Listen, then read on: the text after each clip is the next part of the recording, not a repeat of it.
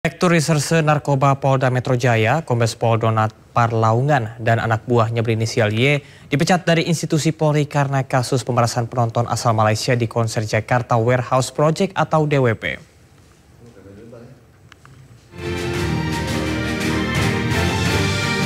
Dua oknum polisi dijatuhi sanksi pemberhentian tidak dengan hormat buntut kasus dugaan pemerasan terhadap warga negara Malaysia di Festival Musik Jakarta Warehouse Project atau DWP di Jakarta. Dua oknum polisi tersebut, Direktur Reserse Narkoba Polda Metro Jaya, Kombes Pol Donald Parlaungan dan anak buahnya berinisial Y. Pemecatan dilakukan berdasarkan sidang kode etik yang digelar Divisi Propam Polri. Sementara itu pelaksanaan sidang etik untuk oknum polisi M masih terus berjalan dan akan kembali digelar Kamis.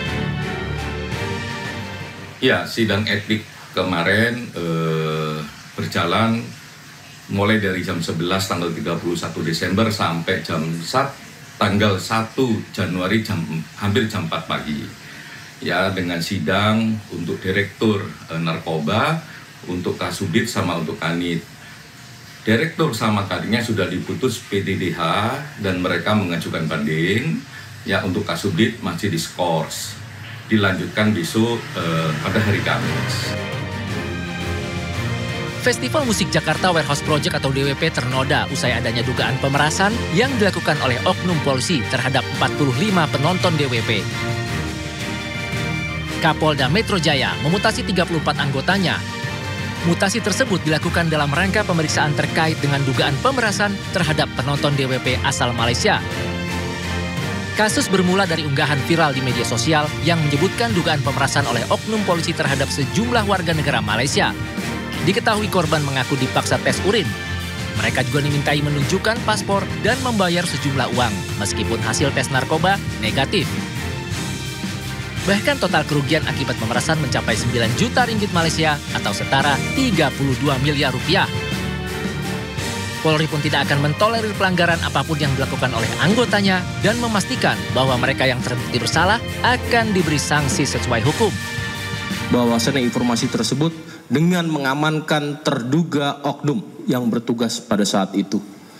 Jumlah terduga oknum personil yang diamankan sebanyak 18 personil, terdiri dari personil Polda Metro Jaya, Polres Metro Jakarta Pusat, dan Polsek Metro Kemayoran. Adapun personil yang diamankan oleh Divisi Propam Polri untuk selanjutnya akan dilakukan pemeriksaan lebih lanjut. Polri tidak akan mentolerir terhadap pelanggaran yang dilakukan oleh setiap anggota Polri sebagai bentuk komitmen Polri dalam menegakkan hukum dalam rangka meningkatkan perlindungan, pengayoman, dan pelayanan terhadap masyarakat. Menanggapi insiden ini, pihak penyelenggara DWP Ismaya Live mengeluarkan pernyataan resmi melalui akun Instagram mereka. Dalam pernyataan tersebut, DWP menyesalkan kejadian yang dialami sejumlah pengunjung dan menegaskan bahwa pihaknya berkomitmen untuk mendukung penyelidikan kasus ini.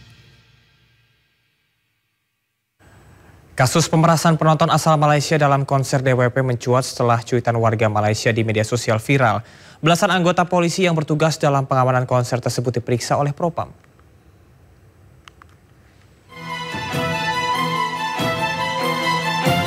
Konser Jakarta Warehouse Project atau DWP tercoreng usai sejumlah warga negara Malaysia yang datang mengaku diperas polisi.